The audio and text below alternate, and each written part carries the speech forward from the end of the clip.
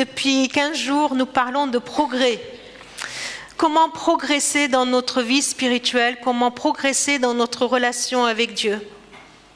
Nous avons vu ces exhortations que Paul donne à son petit jeune disciple Timothée et pour l'encourager à faire des progrès qui nous sont là devant nous aussi et nous aussi nous sommes invités à faire ces progrès.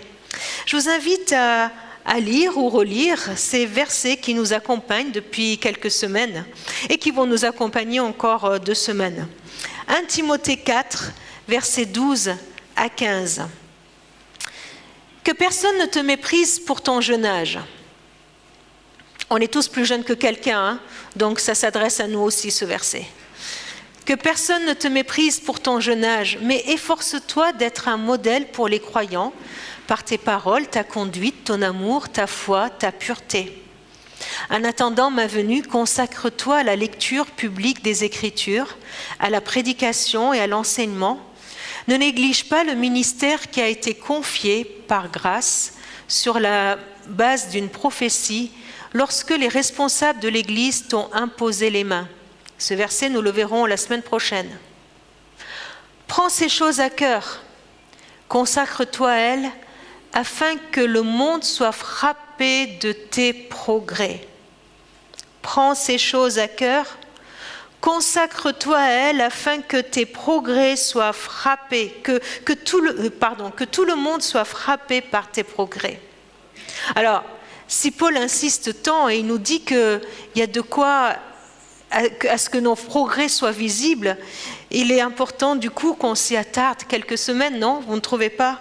Pour réfléchir à comment on peut continuer à progresser, comment on peut y arriver, comment à notre tour nous pouvons faire en sorte que nos progrès soient visibles. Ce que j'aime dans la parole de Dieu, c'est qu'elle ne reste pas dans des grandes généralités.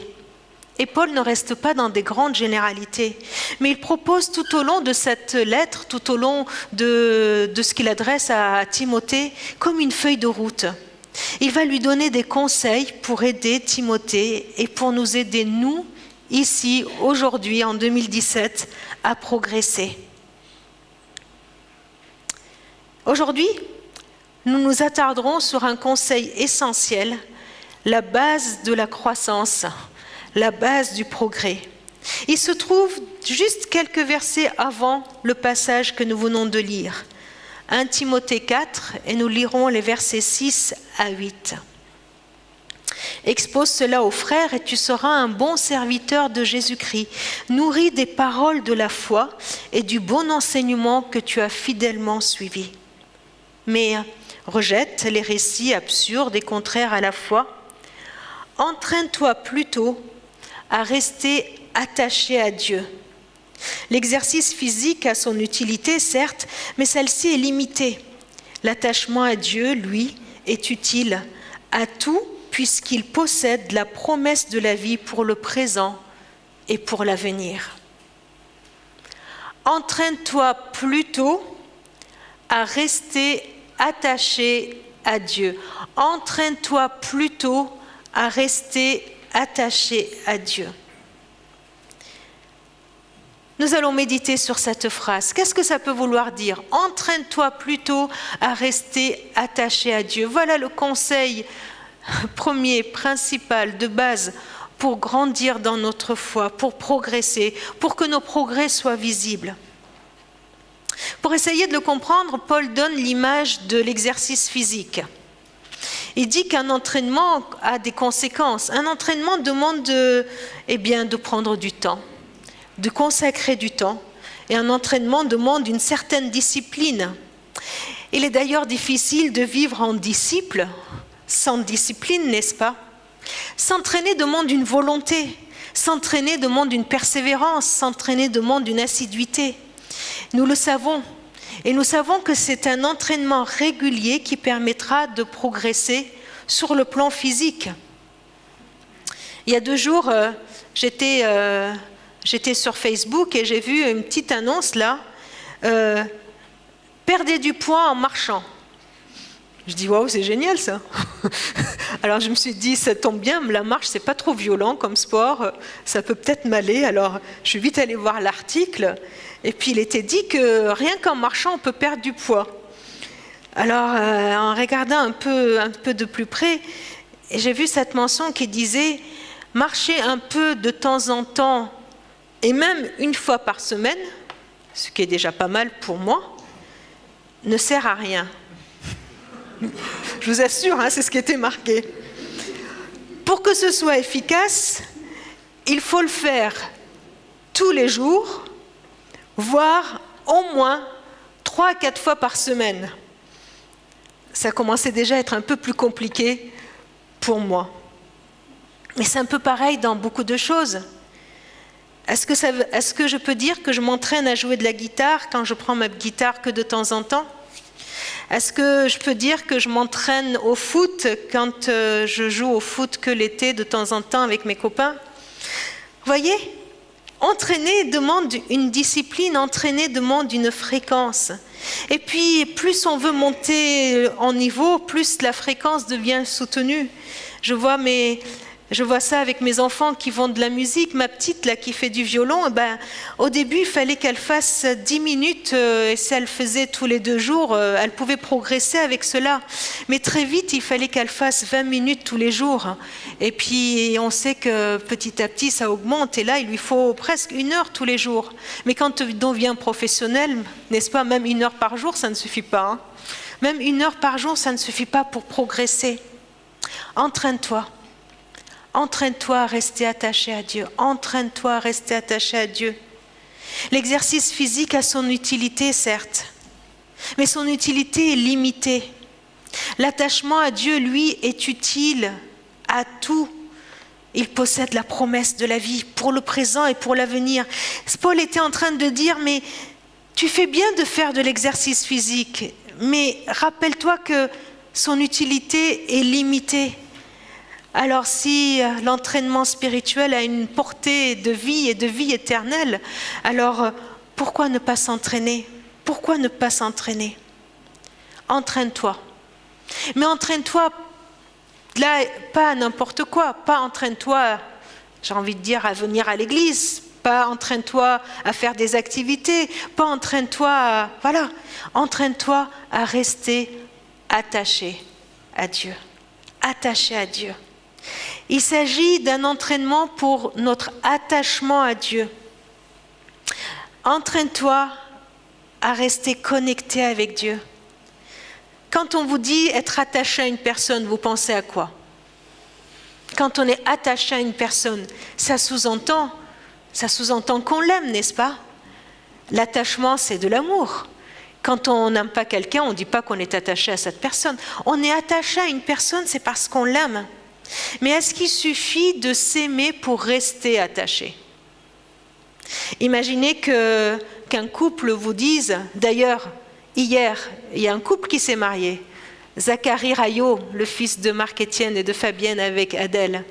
Et c'est pour ça d'ailleurs que Jean-Pierre n'est pas là ce matin, parce qu'il a fait le mariage et c'était loin d'ici. Est-ce qu'il suffit que ce couple dise « nous nous aimons » pour rester attachés ?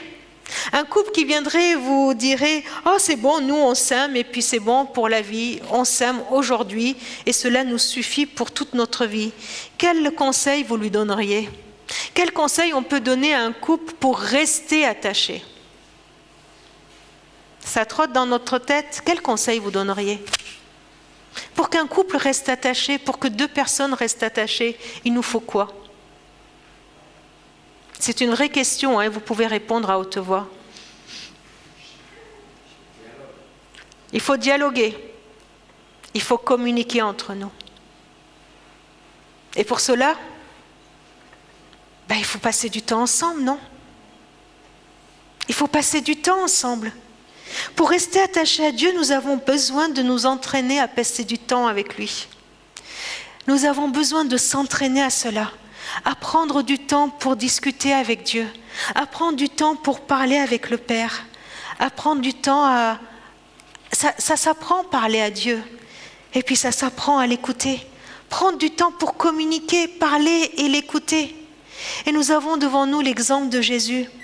Lui, il peut dire qu'il était attaché au Père. Lui, il peut dire qu'il était tellement attaché au Père que le Père était en lui et lui en Dieu. Et il dit que celui qui l'a vu a vu le Père.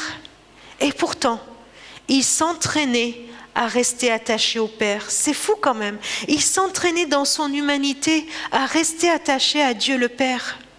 Jésus n'a pas eu un très long ministère. 17 ans pour Pierre et Damaris dans notre église de Valence. Jésus n'a eu que 3 années de ministère. Il avait un cahier de charges très rempli. Il avait tellement de choses à faire en si peu de temps. Il devait manifester la gloire du Père. Il devait accomplir l'œuvre de salut. Il devait dire à tous ceux qui l'entouraient qui était Dieu. Il était bien trop occupé, n'est-ce pas, à répondre même aux besoins et aux sollicitations de toutes les personnes qui étaient autour de lui. Et pourtant, il n'était pas trop occupé pour prendre du temps avec son Père. Et ça, c'est une leçon pour moi.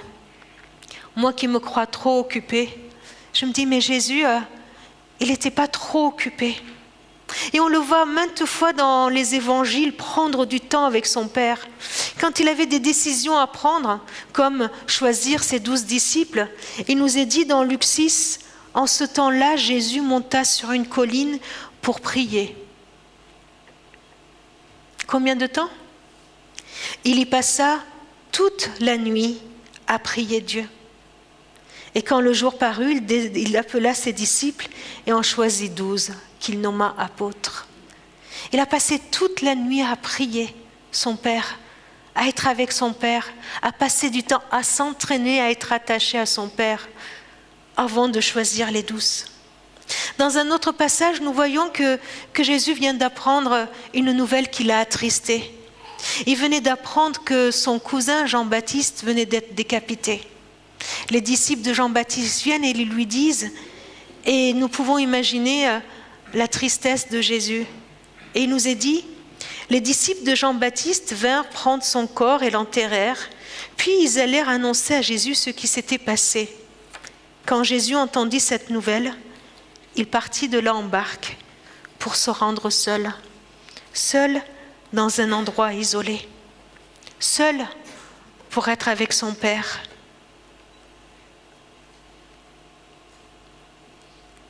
Parce qu'il avait besoin de déposer tout cela.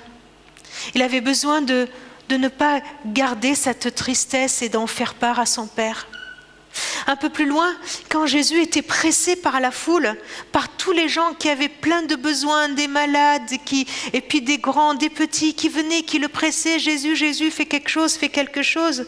Il nous est dit que juste après cela, quand il a nourri 5000 personnes, Jésus monte avec ses disciples dans la barque pour passer de l'autre côté. Et pendant qu'il renverrait la foule, et lui, pendant ce temps-là, il monta sur une colline pour prier. Et nous le savons, avant la croix, il a passé la nuit en prière. Jésus priait, Jésus prenait du temps avec Dieu, il était attaché avec Dieu, il s'entraînait à rester attaché avec Dieu pour ne pas que le travail qu'il avait à faire puisse trop l'envahir, pour ne pas que les sollicitations des personnes, les besoins des personnes qui l'entouraient souviennent et l'envahir, pour ne pas que sa tristesse, il la garde au fond et qu'il essaye de la surmonter tout seul, pour ne pas que les décisions qu'il a à prendre qu'il puisse se tromper ou qu'il puisse les faire à sa tête ou tout seul. Il voulait être attaché au Père. Et devant la plus grande des difficultés qu'il a eu à vivre, devant la croix qui était là devant lui, il s'est entraîné à rester attaché au Père. Si Jésus a suivi cet entraînement, vous croyez que nous pourrions en être dispensés? Franchement, si Jésus a vu cet entraînement pour rester attaché au Père, est-ce que vous croyez que nous, on peut en être dispensés? Jésus, il sait que nous en avons besoin. Jésus, il sait que ses disciples en ont besoin. Alors il leur a dit tout le temps, il les a entraînés à faire de même. Et nous voyons tellement souvent Jésus dire à ses disciples de même, priez. Il leur dit, devant la moisson qui est grande et devant l'ampleur de la tâche, il leur dit, priez. Priez le maître de la moisson pour qu'il envoie des ouvriers. Il leur dit, devant les difficultés, restez éveillés, priez pour ne pas tomber dans la tentation. L'être humain est plein de bonne volonté, mais il est faible. Devant les attaques de ceux qui auraient pu leur en vouloir, il leur disait, bénissez ceux qui vous maudissent, priez et ne maudissez pas. Ne vous endormez pas, ne vous laissez pas aller, priez, priez en tout temps. Ainsi vous aurez la force de surmonter tout ce qui doit arriver. Entraîne-toi à rester attaché à Dieu. Passe du temps avec Dieu. Parle-lui. Parle-lui. Prends les décisions avec lui. Vis tes tristesses avec lui. Vis tes combats avec lui. Et dans ces moments de solitude avec Dieu, dans ces moments de communion avec Dieu, alors nous apprendrons à écouter sa parole. Comme dans un couple qui a besoin de se parler, comme dans un couple où quand l'un commence à ouvrir son cœur, l'autre aussi peut faire de même. Quand il y a une confiance, quand il y a une communion, on peut alors ouvrir notre cœur et parler. Alors on peut alors ouvrir la parole de Dieu et écouter ce qu'il nous dit. Jésus l'a dit à ses disciples, il leur a dit, si vous vous attachez à la parole que je vous ai annoncée, alors vous êtes vraiment de mes disciples. Et Paul le dit encore à Timothée, on l'a lu dans les 2 passages que nous venons de lire, tu seras un bon serviteur de Jésus-Christ, nourri des paroles de la loi et du bon enseignement que tu as fidèlement suivi. Paul dit à Timothée, tu as besoin d'être nourri par la parole, nourri des paroles de la foi. Et comme nous l'avons lu aussi dans le verset 13 de ce chapitre, il dit « Applique-toi à lire publiquement l'Écriture, à exhorter, à enseigner. » Dans la lettre suivante, dans 2 Timothée, au chapitre 3, Paul disait encore à Timothée, « Depuis ton enfance, tu connais les saintes Écritures. Elles peuvent te donner la sagesse qui conduit au salut par la foi en Jésus. Toute Écriture est inspirée de Dieu. Elle est utile pour enseigner la vérité, réfuter l'erreur, corriger les fautes et former à une juste manière de vivre, afin que l'homme de Dieu soit parfaitement préparé, équipé pour faire toute action bonne. » Entraîne-toi à rester attaché à Dieu. Et on ne peut le faire aussi, on ne peut pas être dispensé de sonder l'Écriture. Parce que c'est dans cette Écriture que nous allons trouver l'enseignement dont nous avons besoin. C'est dans cette Écriture que nous allons corriger nos fautes, que nous allons être préparés, équipés pour faire ce que nous avons à faire, pour faire toute action bonne. Paul dit que cette Écriture, que la Bible que nous ouvrons, elle est inspirée. Elle est, si on devait traduire mot à mot, elle est soufflée de Dieu. C'est pour ça qu'elle est utile. Ce n'est pas uniquement des mots écrits dans un livre. Ce n'est pas n'importe quel livre. C'est un livre qui est inspiré, soufflé de Dieu. Ça sort du souffle de Dieu. Je crois que je vous l'ai déjà dit ça ici dans cette église, mais je le répète parce que j'aime bien faire ma petite maline là, à ce moment-là. Ce verset-là de Timothée 3, 16, où il est dit inspiré, en grec, c'est le théopneustos.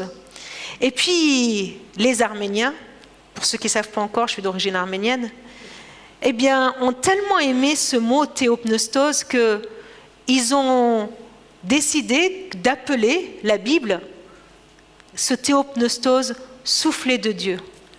Et on dit Astvaza Shunch. Astvaza, de Dieu, Shunch, soufflé. Et je trouve ça extraordinaire. Moi, j'ai grandi avec cela. On m'a toujours dit, on va lire dans le Astvaza Shunch, dans le soufflet de Dieu, dans ce qui sort du souffle de Dieu. C'est ça l'Écriture. Alors, cette parole qui est écrite, elle va devenir, elle est pour moi message de Dieu, parole de Dieu, parce que l'Esprit qui est en moi va rejoindre ces mots qui sont posés et Dieu va me parler. Dieu va me parler par son Esprit qui m'habite. Son Esprit qui est en moi va m'éclairer, va me dire Quelle est la parole qu'il veut déposer dans mon cœur aujourd'hui? Je suis sûre que beaucoup d'entre vous ont fait cette expérience de lire un verset peut-être maintes fois et d'avoir à chaque fois une parole nouvelle qui est déposée dans notre cœur. C'est ce que Dieu veut faire dans nos vies. Il veut poser sa parole. Entraîne-toi à rester attaché à Dieu. Entraîne-toi. C'est bien pour cela qu'il peut y avoir des gens très savants qui ne comprennent rien à la Bible et des gens pas du tout instruits qui y trouvent une source de vie. Cette parole qui est inspirée de Dieu, elle est là pour nous équiper, pour nous préparer, pour nous aider à ce que nos progrès soient visibles. Sans prendre du temps avec Dieu, sans dialoguer avec Dieu, sans prendre du temps pour parler et recevoir sa parole, eh bien, il est compliqué de faire des progrès. Il est compliqué que nos progrès soient visibles. Entraîne-toi à rester attaché à Dieu. Restez attaché à Dieu. Restez attaché à Dieu. Nous, simples humains, restez attachés à ce Dieu tout-puissant. Nous, qui sommes capables de nous casser la figure tellement de fois, restez attachés au Seigneur de Seigneurs. Un attachement de confiance, d'amour. Oh, pendant que je parle, peut-être que vous vous dites, j'ai essayé tellement de fois, je me suis arrêtée. J'ai commencé tellement de fois à m'entraîner, comme tellement de fois j'ai pris la résolution de passer du temps avec Dieu et je me suis arrêtée, comme un peu le jogging, hein. On se lève, on se dit allez cette année je vais le faire et puis on s'arrête. Tellement de fois on aurait voulu s'entraîner davantage et on n'y arrive pas. Mais ce matin encore, Dieu nous dit que c'est possible. C'est possible pas parce que moi je le veux ou que je le veux pas. C'est possible pas parce que je veux bien y consacrer du temps. C'est possible parce que chaque jour, Dieu, lui, m'y invite. C'est possible parce que Dieu, lui, il me donne rendez-vous chaque jour pour partager avec moi son intimité, pour que je puisse le rencontrer tout à nouveau. Chaque jour, il sera là. Chaque jour, il sera là, prêt à me recevoir. Chaque jour, il aura tout son temps. Ça tombe bien, lui, il est éternel, hein.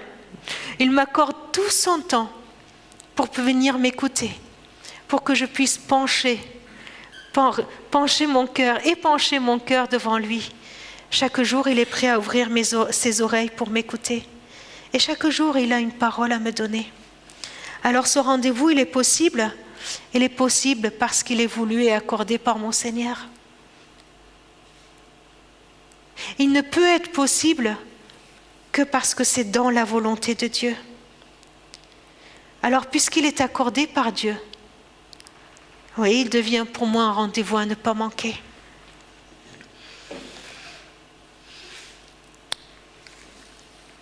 En mourant sur la croix, Jésus nous a ouvert cet accès. En donnant sa vie pour nous, Jésus nous a ouvert cette porte qu'on peut accéder au Père. Il a permis que cet attachement soit possible. Il est allé jusqu'au bout parce qu'il savait que nous avons besoin d'être attachés au Seigneur, parce que c'est une question de vie, que pour vivre, nous en avons besoin. Alors si ce matin, tu te dis « ouais, je sais bien, j'aurais dû, mais voilà », je vous invite à revenir au Seigneur, à revenir lui dire toute notre joie de nous permettre d'être attachés à lui, à venir peut-être lui demander pardon pour toutes les fois où on a cru qu'on pouvait s'en passer, pour toutes les fois où nous étions trop occupés pour répondre à son appel, où nous avions trop de choses à faire. Approchons-nous de lui aussi pour lui demander sa force. Approchons de lui pour lui demander son aide. Oh, vous savez, Dieu ne va pas nous reprocher de ne pas y arriver. Mais Dieu voudrait tellement que nous lui demandions de nous aider à y arriver. Voyez ? On ne peut pas reprocher un enfant de ne pas arriver à faire quelque chose, mais si on peut l'aider et qu'il refuse notre aide, c'est cela qui est compliqué à gérer. Tout à l'heure, juste avant le culte, je ne sais pas si vous vous êtes rendu compte, mais il y a eu, en tout cas dans le cœur d'une maman, quelques minutes d'affolement. Vous l'avez senti? Peut-être pas, hein? C'est Karine qui, pendant quelques minutes, ne savait plus où était Abigail. Mais c'était un affolement terrible, hein? Tu t'en es pas rendu compte, hein? Si? Pendant juste quelques minutes. Mais qu'est-ce qui se passait pendant quelques minutes? C'était juste que la maman ne pouvait pas, pendant quelques minutes, ne sachant pas où est son enfant, la protéger. C'est cette idée qui se passe, mais si elle a besoin de moi, si elle est en danger, je ne suis pas là pour la protéger. Et pendant la louange et pendant que nous chantions « Être tout près de toi », je me disais, mais je sens la tristesse de Dieu pour toutes les fois où il voudrait venir être proche de nous et voudrait venir nous consoler, nous câliner, nous dire son amour. Et nous, on lui dit non, non, non, c'est bon, je vais me débrouiller toute seule comme une grande. Et nous, on s'éloigne de lui. Ce matin, Dieu nous invite à nous rapprocher encore de lui. Il nous dit, mais accepte mon aide. Accepte mon aide, je suis là. Je veux t'aider à rester attaché de moi. Est-ce que nous le voulons? Est-ce que tu le veux? Ah, carrément. Alors en prenant ce pain, qui est le corps de Jésus qui a été donné pour nous, en buvant de ce jus de raisin qui symbolise son sang qui a coulé pour nous, nous puissions lui dire, Seigneur, je veux rester attaché à toi. Seigneur, je te remercie parce que tu m'as ouvert l'accès au Père. Aide-moi à rester attaché à toi. Je veux m'entraîner à rester attaché à toi.